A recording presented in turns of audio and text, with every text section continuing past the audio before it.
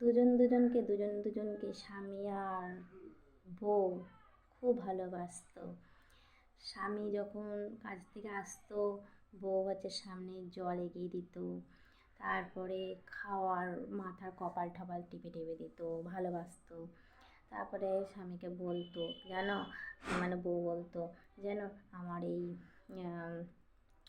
আজকে এটা খেতে ইচ্ছা করেছে, বলতো ঠিক আছে আমি সন্ধ্যাবেলা এনে দেবো, এনে দিত। তারপরে সেই মানুষটা আবার খুব ভালোবাসতো।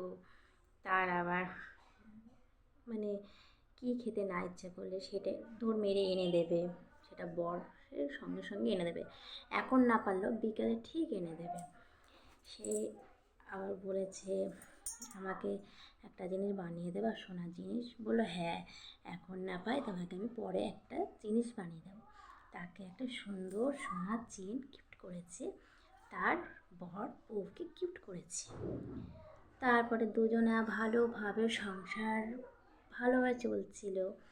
যখন আসতো ঠাকুরের জন্য কিছু না কিছু নিয়ে আসতো, নিজের বউয়ের জন্য কিছু না কিছু নিয়ে আসতো, বাইরে যেত, ঘুরতো, আনন্দে থাকতো, রেস্টুরেন্টে যেত, শপিং মলে যেত, খুব আনন্দে কাটছিল। একটা ঝড় এলো, একটা ঝড়ের পদ্মা এলো বউটার জীবনে। যখন বউটা ফোন এলো, লক নাম্বারতে ফোন এলো, তখন বলে না ফোনের মধ্যে ঢুকে থাকে, সে ঢুকে থাকলো। তখন হ্যালো হ্যালো করে গেল, তখন রান্নাও করতো না, খেতেও দিত না বউকে, শুধু বউটাকে ক্যালেই যেত, বরটাকে শুধু ক্যালাতো আর নোংরা নোংরা ভাষা দিত, মারতো। একে বলে স্বামীকে অত্যাচার করলে কোন পাপের ফল হয়।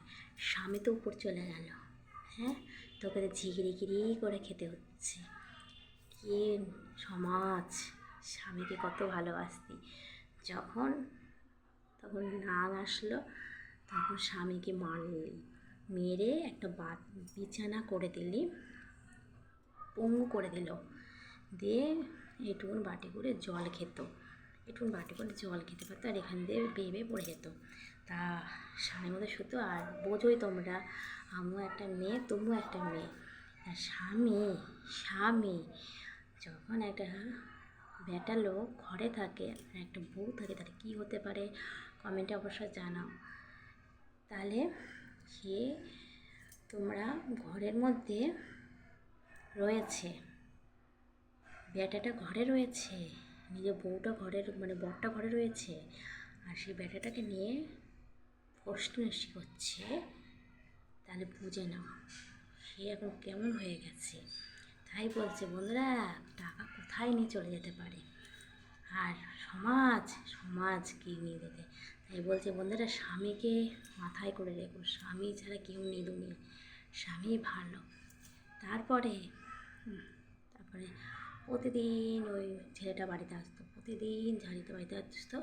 তখন কী করলো, রাত নেই, দিন নেই, দুপুর নেই, সকাল নেই, সবসময় বাড়িতে আসতো।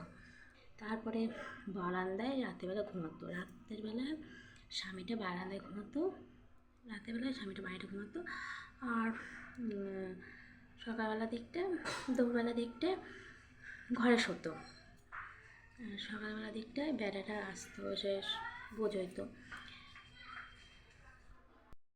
টাটা, ভালো লাগলে লাইক শেয়ার কমেন্ট সাবস্ক্রাইব করে দেবে। এরকম কেউ যদি থেকে থাকো, তাদের তাদের থেকে দূরে থাকবে, এসব মানুষের থেকে দূরে থাকবে, তাহলে তোমরা বাঁচবে। ঠিক আছে, টাটা।